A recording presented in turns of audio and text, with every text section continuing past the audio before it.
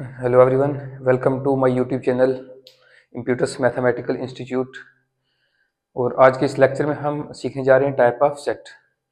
और सेट की कौन कौन सी टाइप है। पहली टाइप हम देखेंगे empty set, second singleton set, finite set, infinite set, equivalent set और इक्वलिटी ऑफ सेट। ये टाइप्स हम वन बाय वन डिस्कस करते हैं। और चलिए करते हैं स्टार्ट फर्स्ट टाइप से। तो फर्स्ट हमारे पास है empty set. Empty set. Empty set क्या होता है? A set which contain no element is called empty set. Definition लिख लेते हैं। A set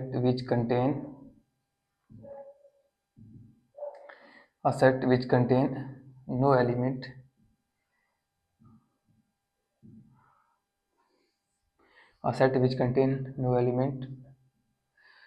is called empty set। और empty set का दूसरा नाम है null set।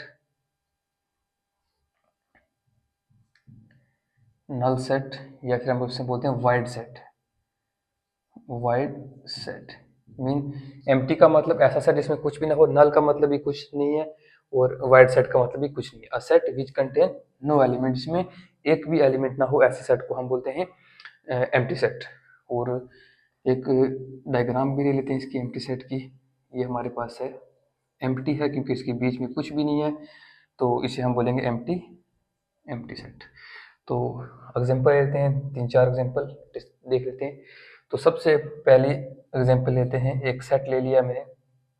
तो सेट को रिप्रेजेंट करते हैं कैपिटल लेटर से और ब्रैकेट लगाते हैं, करली ब्रैकेट। तो लिखा मैंने एक्स सच दैट, जैसे पहली एग्जांपल मैंने लिया था राहुल, लास्ट लेक्चर में। राहुल सच दैट राहुल भी ले सकते हैं।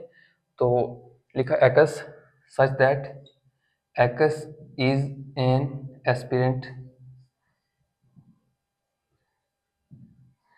X is an aspirant of FAA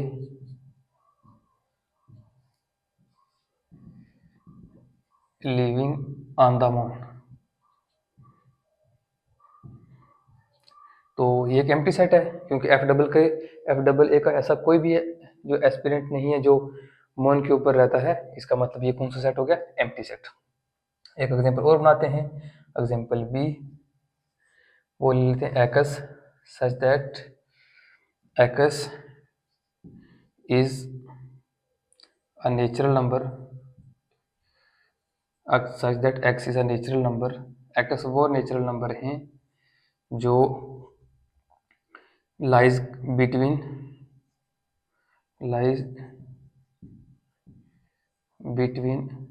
10 and 11 ले लेता हूँ।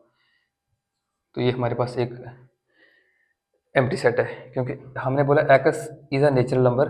एक्स वो नेचुरल नंबर हैं जो लाइज बिटवीन 10 and 11, 10 और 11 के बीच में ऐसा कोई भी नेचुरल नंबर नहीं है। क्योंकि 10 के बाद 11 है तो हमें इसको छोड़ देना, इसका मतलब इसमें कोई भी एलिमेंट नहीं है। अगर कोई एलिमेंट नहीं है तो इसका मतलब ये हमारे पास हो गया एम्प्टी सेट। तो एक एग्जांपल, थर्ड एग्जांपल और ले लेते हैं। तो एक सेट ले लिया सी। तो सेट सी में हम ले लेते हैं x such that x is an even prime number ले लेते हैं। X such that x is an even prime number greater than 2 2 से बड़े इवन प्राइम नंबर। 2 से बड़े प्राइम नंबर तो बहुत सारे हैं, 3 प्राइम नंबर है, 5 प्राइम नंबर है, 7 प्राइम नंबर, लेकिन इवन प्राइम नंबर 2 से बड़ा कोई नहीं क्योंकि 2 is the only even prime number. जितने भी प्राइम नंबर हैं उन सब में इवन प्राइम नंबर एक ही होता है 2। हमने बोला है ग्रेटर की बात की कि 2 से बड़े इवन प्राइम नंबर, तो ऐसे कोई भी नहीं। इसका मतलब ये सेट कौन सा बना? Empty set. एक और एग्जांपल ले लेते हैं 4। लिखा मैंने x such that x is a number, x एक नंबर है जो खुद के बराबर नहीं है। क्या ले लिया हमने? एक्स एक नंबर है जो एक्स एक्स के बराबर नहीं है, x not equal to x, जो खुद के ही बराबर नहीं है। ऐसा कोई भी नंबर नहीं जो खुद के बराबर नहीं है, हर एक नंबर खुद के बराबर होता ही है। तो जैसे 1 के बराबर होता, हमने बोला है कि नॉट इक्वल टू एक्स। अब स्टूडेंट ऐसा कुछ नहीं है कि हमने ये सारी चीज़ें जो है ये लर्न करनी है। हो सकता है इस टाइप की स्टेटमेंट FEE के एग्जाम में एग्जामिनर बनाए तो हम वहाँ पर सोचेंगे ये क्या दे दिया। अब ये जो मैंने लिखी है ये सेट बिल्डर फॉर्म है, सारी मैंने एग्जाम्पल लिखी है, क्योंकि सेट बिल्डर फॉर्म सीखना ज़्यादा ही इंपॉर्टेंट है। एक एग्जाम्पल और बना लेते हैं, ये एग्जाम्पल एम्प्टी सेट की एक एग्जाम्पल और बना ली मैंने।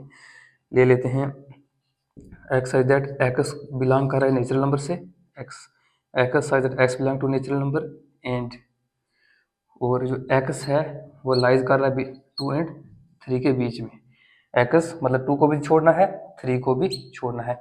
एक्स लाइज बिटवीन 2 और 3, तो 2 और 3 के बीच में एक्स तो नेचुरल नंबर से होना चाहिए, एक्स होना चाहिए नेचुरल नंबर से, और होना भी चाहिए 2 और 3 के बीच का। ऐसा 2 और 3 के बीच में से कोई भी नेचुरल नंबर नहीं, इसका मतलब ये कौन सा सेट है, एम्प्टी सेट है।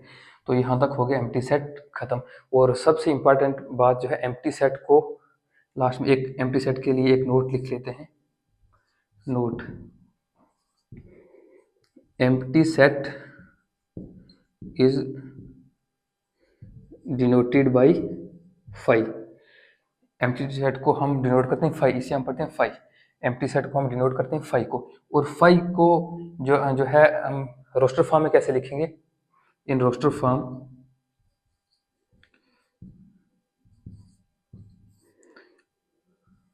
इन रोस्टर फॉर्म बोलो या फिर रोस्टर मेथड बोल सकते हैं।